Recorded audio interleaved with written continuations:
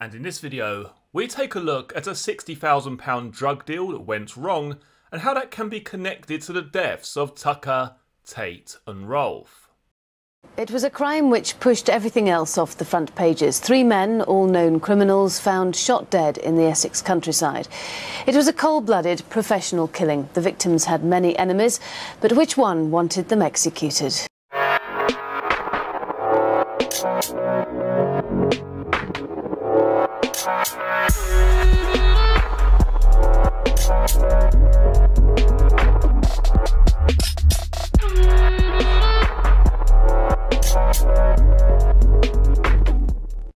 And welcome back to a new video on the Essex Boys case. As always, if you are enjoying the content, please do give the video a thumbs up.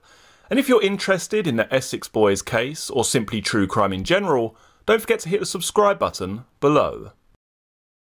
Having narrowly escaped a good hiding over the missing cannabis fiasco, Whittaker had been wary of dealing with Rolfe & Co again. But when, in November 1994, they offered him the chance of coming in on another deal, it was too good an opportunity to miss. A buyer had come to Rolfe asking for 25 kilos of cannabis worth around £60,000. Rolfe didn't have access to that much straight away, but didn't want to lose the deal, so he stalled while calling round everyone he knew in order to put their stashes together to make up the full amount.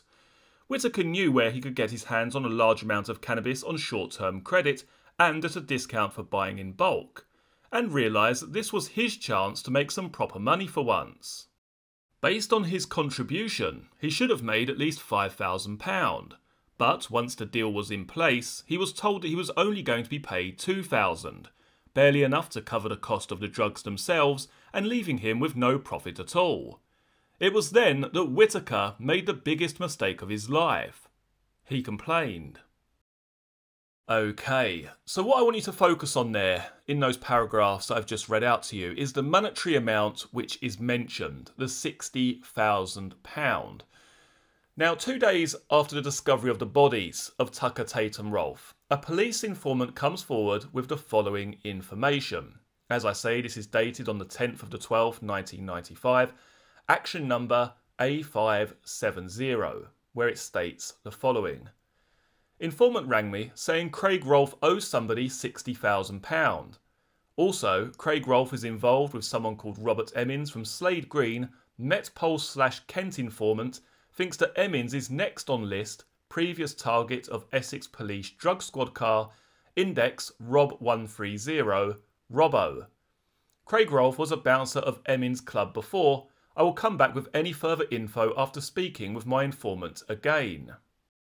Now for me, when I read these little pieces of information, these little snippets of information that the police received early on in the investigation, I think what adds a little bit of credibility to what they talk about is the fact that this was a day long before the films, long before the books and documentaries based on the case, long before the statements were online, the YouTube channels, long before Tucker, Tate and Rolfe were a hashtag household name, if you will. So for this guy to come forward and say Craig Rolfe owes £60,000, to me that holds a little bit of weight when combined with what is spoken about in the book Blogs 19. This deal between Tucker, Rolfe and Whittaker, the £60,000, the death of Kevin Whittaker at the hands of Rolfe and Tucker. A lot of people will believe that this in itself is the motive for the murders of these 3 individuals. Now for me personally, what I believe counts against this potentially is the time which has transpired between the death of Kevin Whittaker, which occurred in November 1994, and the death of Tucker, Tate and Rolfe, which was obviously December 1995. Could a year have gone by before retribution was sought on those 3 individuals? Particularly if it was quite well known regarding this £60,000 and who was responsible for the death of Kevin Whittaker. If this was common knowledge, would someone really wait all that time in order to seek revenge? Something else though that is worthy of consideration is the fact that Pat Tate was in hospital and then transferred back to prison during the time which elapsed between Kevin Whittaker's death and the deaths of Tucker, Tate and Rolfe. So could it have been that whoever killed these 3 individuals believed that they wanted all of them gone, not just Rolfe and Tucker for the murder of Whittaker, but Tate had to go as well. It was no good taking out these two. All three of them had to be taken out at the same time. It is quite coincidental that Tate had only been shortly released from prison when all of these three individuals end up down the bottom of Workhouse Lane. The next point that I wish to raise regarding the deaths of Tucker, Tate and Rolfe is the location in which they are discovered. But not only that, but what is found in the Range Rover. Now, in that Range Rover was found a set of digital scales and an empty head bag. Now, my thinking behind this is the fact that we've had this deal with Whittaker, we've had this £60,000, we've had all of the commotion which has taken place regarding that.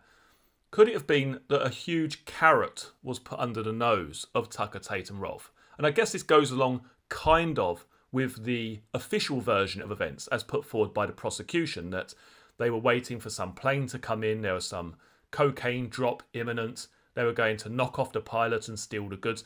I'm not saying that that's what happened, but something along those lines. They already knew that they've been stitching up many drug dealers, they've ripped people off left, right and centre. What better way to get these individuals to an isolated farm track than to lure them there on the pretense of some upcoming deal? Could that explain the presence of the digital scales in the Range Rover? Now, it's long been discussed and talked about concerning the Essex boys case that the day of December the 6th, 1995 and the meal which was to follow later that evening was all some kind of pre-celebration. They were coming into money, there was some deal which was going to take place, and the meal that night was simply that, a pre-celebration. But this is not something that I've ever really bought into, to be perfectly honest. Every indicator that I've seen when looking into this case tells me that Tucker, Tate and Rolfe believed that they were coming into money that evening.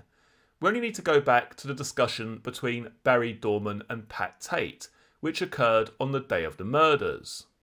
Now, this discussion is regarding Pat Tate buying a car from Barry Dorman. It's in Barry Dorman's statement that he states the following.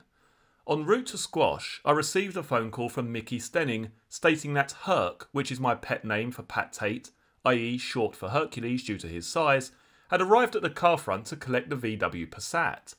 Pat then came onto the phone and told me he would still take the vehicle even though he didn't need it, as he'd had a bust-up with Sarah Saunders. I told him that he didn't have to take it, but he insisted that he would.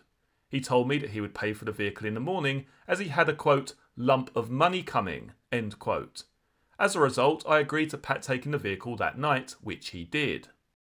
So does the presence of those weighing scales combined with the empty head bag which was found in the back of the Range Rover go to tell us that they were down Workhouse Lane with someone they trusted, but this was simply going to be a deal which was to take place? That is how they were lured down there unarmed, because ultimately there is some truth in what the prosecution say. They were there with someone that they trusted. They were there completely unarmed. But they were also there, as I say, with a set of weighing scales and an empty head bag. So I wonder exactly what we're looking at here. We have these weighing scales. Was that commonplace for Tucker, Tate and Rolfe to travel with those in the vehicle?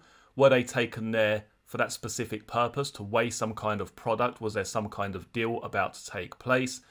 And what was the use or need for that head bag? Was there something in there prior to arriving at Workhouse Lane? Had they dropped off somewhere to maybe stash some goods at their safe house before heading to Workhouse Lane?